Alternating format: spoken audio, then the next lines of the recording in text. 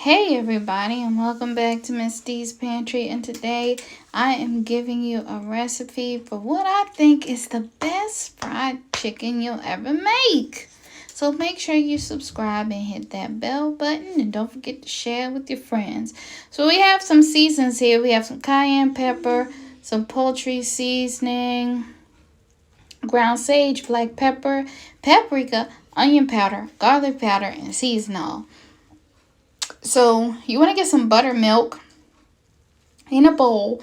After you've cleaned your chicken, you want to put that chicken in that bowl. And the only thing I've seasoned the buttermilk with is paprika, right? So we let those sit. It's good to let them sit overnight.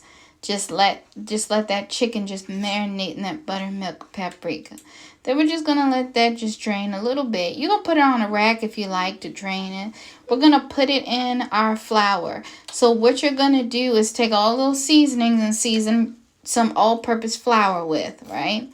And then you can make like a big batch if you want, and then put that to the side. You always have fried chicken seasoning. Isn't that cool? Okay, so we're going to let this coat and make sure not to add too much chicken to it, because since the chicken is wet, it can get a little clumpy, and we don't want that because it just won't coat the chicken very well. So you just want to make sure you get the flour all over the chicken, right? And then you can always dump it out and get more seasoned flour. So then after that, you want to put some oil in a pan. I'm using a skillet. You can use a deep fryer if you have one. And all you're going to do is dredge that flour a little bit, shake it off, and then you're going to put that in the oil. Make sure not to overcrowd your pan. I like to fry my chicken low and slow for about 30 minutes. That's going to get the outside crispy, but the inside will still taste moist and tender. So we're just going to let that cook.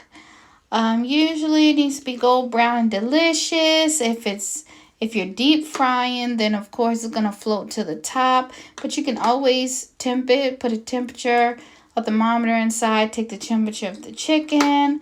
Make sure it's about 165 degrees. So you know you cooked it all the way through. I'm just going to watch this chicken cook. Look at how delicious that looks. And I'm turning mine around because I did pan fry it. So you want to make sure each part of the chicken gets fried and cooked evenly.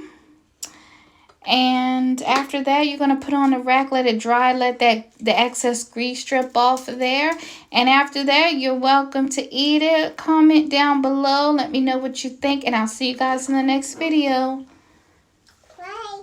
Bye.